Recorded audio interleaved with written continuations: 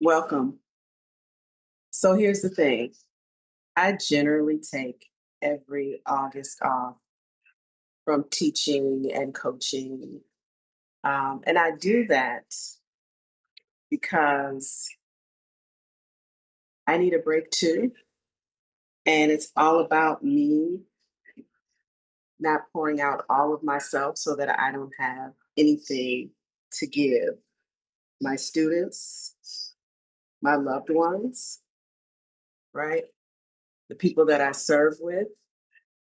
It's so important that we take a break. And me taking a break from teaching yoga and offering mindfulness and meditation and somatic education gives me that opportunity to come back to myself, right? It gives me that opportunity to commune with me.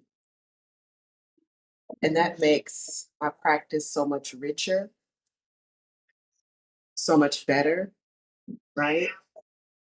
Also, I've noticed that my class sizes usually get smaller during the summer months. A lot of people are traveling. If they have kids or grandkids, they're trying to get them back to school. They're trying to do all the things, right? And so it's a great time for me to take off as well. A lot of times during the summer, I will do something different as well. Like I will teach on the lake. I've done that for many, many years. I think last year was the first year that I didn't do that. And I'm not sure if I'm going to do it this year or not. I'm just kind of playing it by ear. But if you're a healer in any way, consider taking some time off, giving yourself that time to commune with yourself. If you are spiritual in any way, commune with a higher power, to pray and to seek guidance for the next season. I remember the first time that I actually taught, and it was very informal, taught my first yoga class. It was during a time where the business that I had at the time was really in the red. We were not doing well. We had gotten this great contract with a government agency to do, I think, a six series on um, health and wellness and different facilities. And they cut the contract back. So instead of doing six offerings, we did four. And of course, as a business, we were counting on that. And so I was really not doing well. And it's funny because a really good friend of mine had a fabulous birthday party at the time, and it was a high tea, and I love a high tea. I love if I could live off hors d'oeuvres and just little things that you nibble on and snacks. I would. So I love, love, love high tea. And we all came with our fancy party hats on. Um, for whatever reason, at that time, Big Street in the Chicagoland area, State Street was closed, and so like 20 of us walked down the streets in our gloves and our hats and our party dresses. So much fun. And then the next day, I don't know if this has ever happened to you, but the next day, because of everything that was going on with my business, I just kind of collapsed. Um, and my mentor called me asking how I was doing, like very tuned in. And he said, "Put the clothes on, let's go out to breakfast." And he was asking me what was wrong. And I was trying to explain it. And he was like, "Well, what gives you purpose? What sort of revives you?" And water. Water is always the thing that revives me, particularly ocean water. Love to travel near oceans. And water just kind of does it for me. It regenerates my entire spirit. And so he was like, go do that. Do you know anybody? Do you know? And I was like, well, I don't really know. When you're very down and depressed, it's hard to come up with solutions and ideas, right? You kind of have to get still. You kind of have to wait for the magic to come. But I did know a friend who had recently moved um, to a place that I could drive to. And I said, well, maybe I can call her.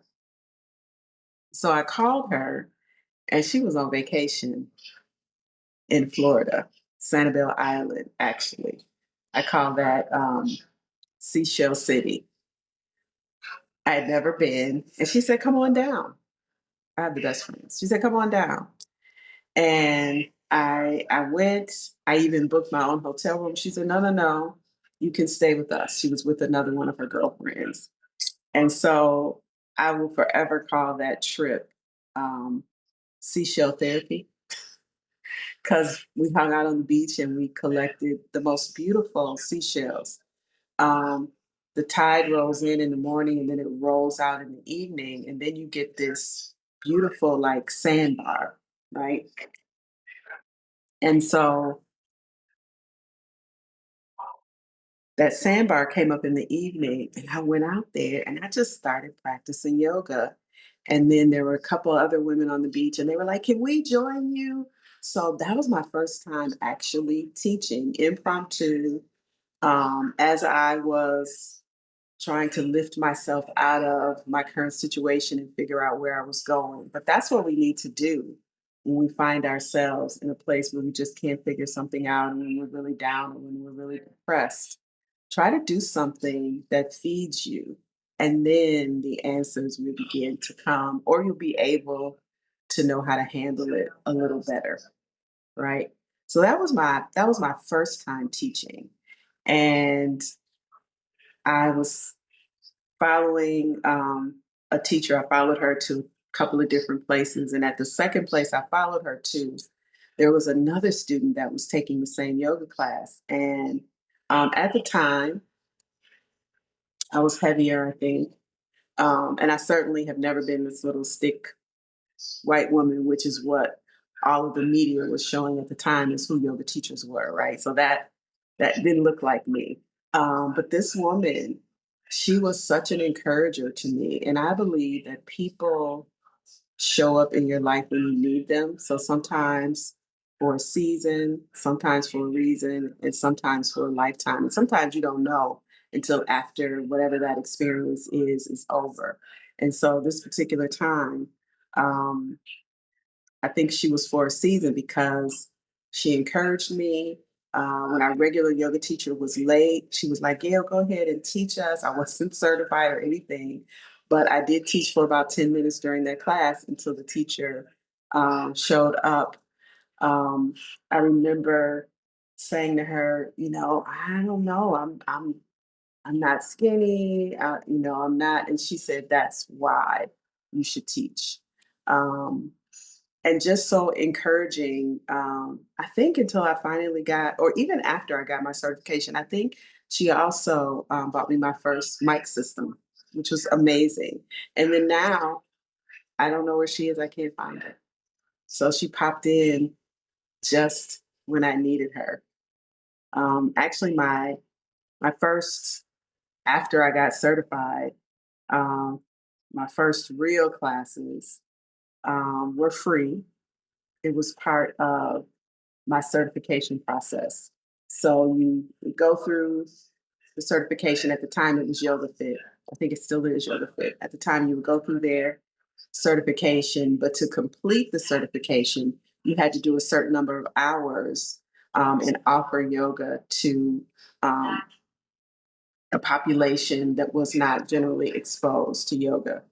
And so at the time, um, I asked my pastor of my church, a Black Baptist church, if I could teach yoga. And he said yes. And so that's where my practice started.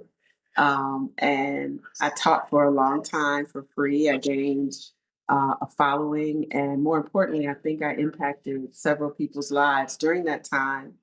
I had a student that came to, I don't know, maybe 2 or 3 sessions. At the time, I was teaching class just once a week. And I think maybe the third time that she came to class, she said to me, I quit smoking. She said, listening to you and how you guide the breath, I just don't have a taste for them anymore. And I was so happy for her, right? So touched by that because smoking is not good, right? And she was able to quit. And so I remember not feeling confidence in my teaching and in my sequencing, right? How to get from one pose to the next, to the next, to the next. And so my first few classes, I had these little 5 by 7 cards, and I would put them on the side of my mat and gaze down so I would know where to go to next in practice. Um, but again, I'm 20 plus years in teaching, and now I don't even really think about sequencing. I think one of the things that I'm really good at is feeling a room and gauging where my students are, whoever those students are that are in that room at that time, and then teaching to that. It's a little different now. I do a lot of in person teaching, but it's more private lessons, more workshops, more coming in for organizations. And so my community classes continue to be online since the pandemic.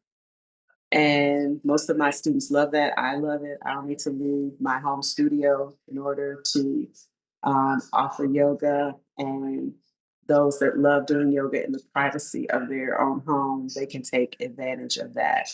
I try to keep my prices very reasonable for my community classes to make it accessible. I've always been a trauma informed yoga teacher, and I've always taught in spaces like the Black Baptist Church that were very accessible. Um, and it just made sense for me. Now I hear a lot of talk about accessibility, but that just made a lot of sense for me. Um, and I teach all types of students. I used to teach at the American Dental Association. I did that for like 7 or 8 years. I taught a weekly class, and I went to them. And so I think that's the class where most of my students um, didn't look like me, but that was okay. They loved me. I loved them. Um, I created a great impact there for them, and hopefully they're still practicing in some way, shape, or form. All that sort of ended um, when the pandemic came. I remember my first class in March of 2020, and us talking a little bit about not knowing what's going on, and then the following week everything shut down. And so I no longer taught them. Some of them followed me over to my uh, practice. Some of them even followed me as I continued. I had 2 stints at the church. I've been very fortunate with space. In between the time that I taught at the church, I also taught at a Parks and Rec facility, um, and then we sort of did a 60-40 split. And so that makes it easy because they didn't require me to have X amount of students. I work really well with coming into an organization and they sort of provide the students and then I provide the teaching. That has worked out very well for me in my teaching practice.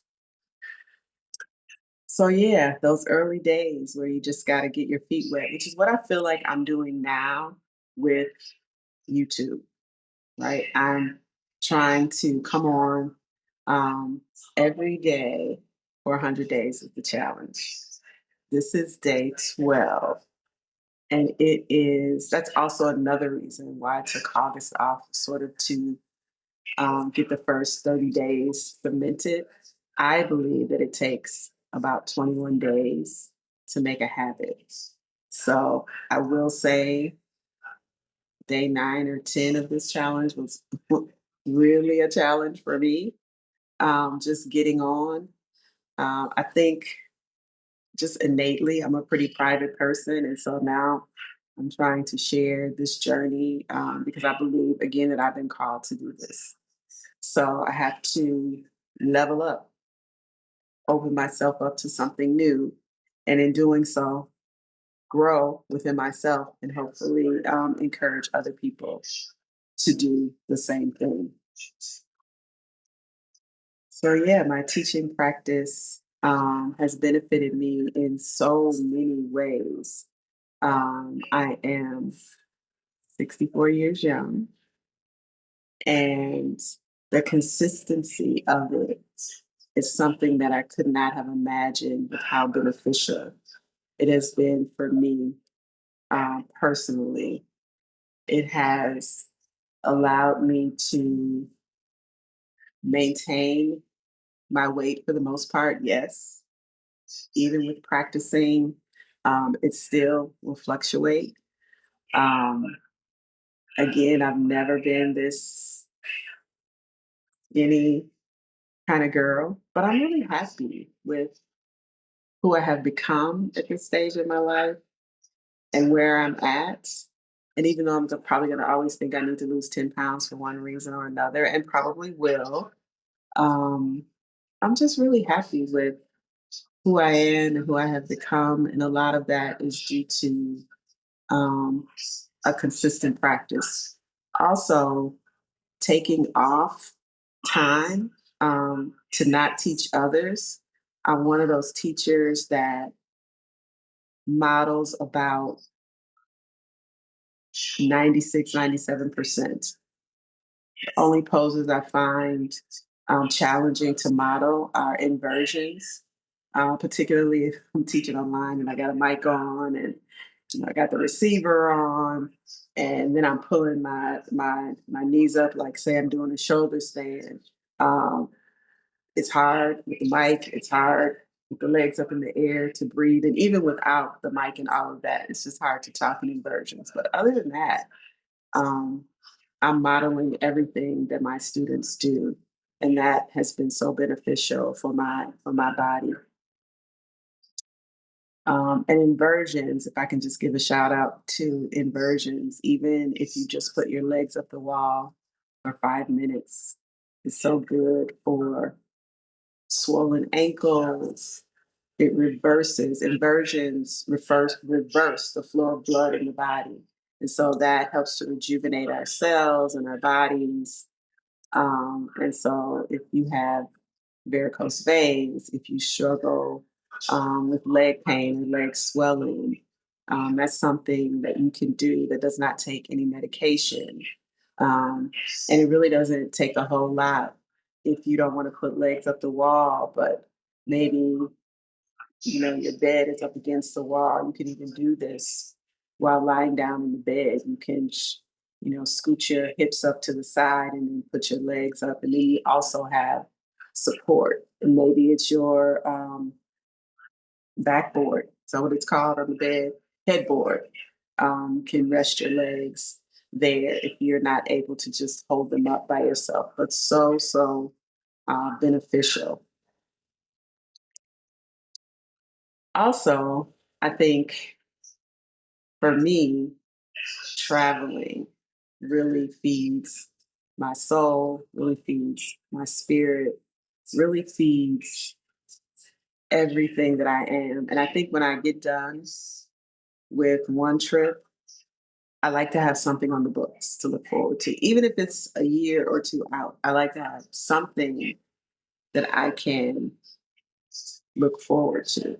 I think that's really important for us to be able to look forward to doing something, right? I really need to make this video a half an hour. I have 10 minutes to go, y'all, and I don't know what you want to hear from me. So if you're still here and you're still following me and you're still listening, please subscribe. Please like, please share this video with someone else that may need some encouragement, that may need to hear somebody else's story for inspiration. Do that for me. Um, in terms of my mindfulness and my meditation practice, I didn't really start to honor that within myself on a consistent basis until the pandemic. Um, During the pandemic, I was by myself. I was living alone at the time. And so that presented its own sort of set of challenges. I got the most work in terms of yoga, mindfulness, and meditation and somatics at that time because people really needed it. It was such a, um,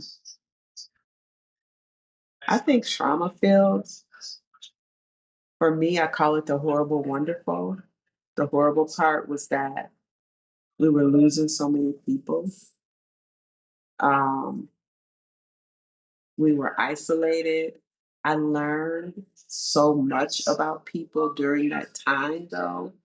Some people really need and feed off of personal encounters, personal relationships not over the phone, not virtually, but they needed to be in person. One of my very good friends was like traveling like crazy. And as much as I love travel, um, I just couldn't see it. And so I remember having a conversation with her. Um, and I shared and they were my fears. Clearly, they weren't hers. They were my fears. I was like, "Can you please just sit down for a while and not travel?" And she, you know, if you have a good friend, you can disagree. They'll listen to you. They'll hear you out.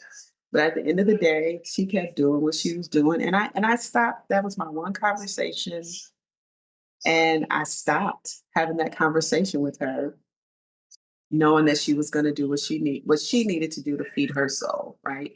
Which was being among people, even though I think it was dangerous at the time. She even threw like a big birthday party, an in person, like where people come to attend party. And it was her birthday party, and I support her. And I was going to come, but I was like, when does it start? I'm going to get there early. I'm going to show up and then I'm going to leave. And I think I shared some of that with her. And she said, "Baby, listen, you don't have to come. If you don't feel comfortable, you do not have to come."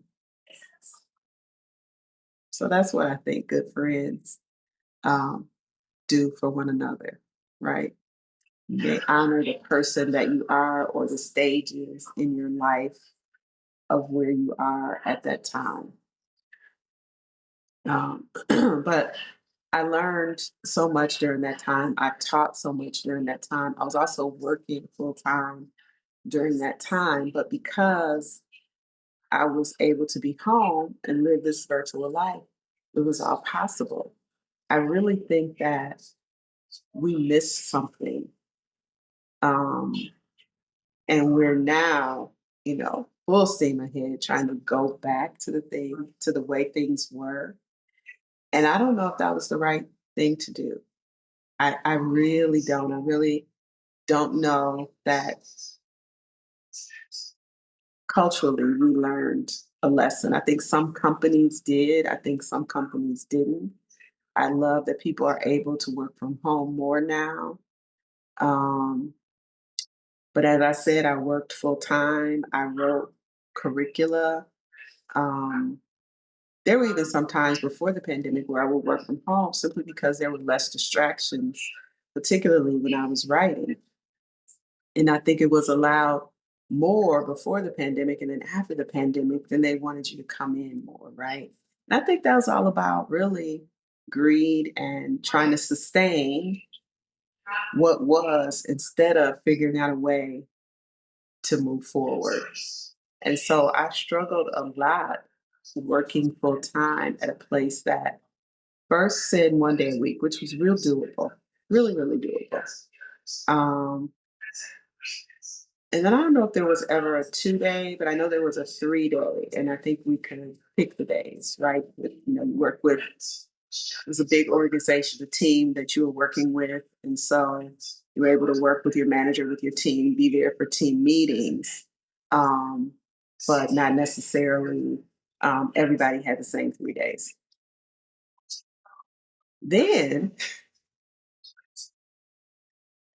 they said 2 days. So to come in 3 days, 1 day you could choose, but 2 days were mandatory. Guess which 2 days they were? Monday and Friday. And maybe it's where I was in my life. Um, Maybe some people were somehow abusing that, but I say deal with them. Don't let everybody else suffer. But I just thought that that was a cruel thing to do if the work was getting done. And it was. Actually, on my team, we did more with fewer people because we lost some people who decided, to do other things or were let go for one reason or another during that time. So I think that we should definitely embrace more of allowing people to work in the ways in which they work best. And I also saw during that time a real difference between extroverts and introverts. And I fall right in the middle of that. So I can do very well and I can be very self motivated by myself. But I saw, even in some of my teammates, like that was their coming into work, that was their life. That was their life. So now that I think about it, they probably like my friend who needed that interaction. I also think that some people wanted to escape their home life, and work was a way to do that. And work was a way to do that. Um, but yeah, I did some great things toward the end. I was able to um, write some social emotional learning pieces that integrated. I wrote curricula for STEAM and STEM, science, technology, engineering, math, and then with the STEAM, adding arts in there. And I had a role of training other educators with this curricula to go and take back to their school communities to help their students ultimately become problem solvers. Because I think that's what science is all about. It's about solving problems. So even if those kids don't wind up in any of those fields, any of those STEAM or STEM fields, they still learn that they can be problem solvers. So I take great pride um, in that work, and I'm so fortunate that I had an opportunity um, to do that, and still do it, continue to do it in certain ways. Life looks a little different now. I'm completely blessed that I can teach virtually, and this is what I do all the time. And I think it's important for us to go within, for us to calm our nervous systems, to be the best that we can be, and basically to get on point, to figure out what you're placed on this earth to do and to be the best at it that you can be. I think that's how we all work harmoniously together. When we can find our voice, when we can get information, so to speak, right? Um, that's how we begin to encourage, help, and complete one another at the end of the day. At the end of the day. So, yeah, I want to have fun with this challenge. I want to um, challenge myself and go deeper into content creation. Be on the lookout for something that I've been working on. I hope to release it in the next couple of weeks at the latest. So stay tuned for that. I think another good thing about this challenge is that I have shared it with a couple of people. And so I have to be accountable. And that was necessary, right? So again, if you are still watching, if you're here, if you fast forwarded to the end to see what I was going to say, thank you. Thank you for coming. Thank you for joining. And don't forget to subscribe. Don't forget to like and share this video. And also sign up for notifications so you know when I'm going to be around. And as always, don't forget to remember what you already know. I'm Gail, your yoga, mindfulness, meditation, and somatic educator. Be well.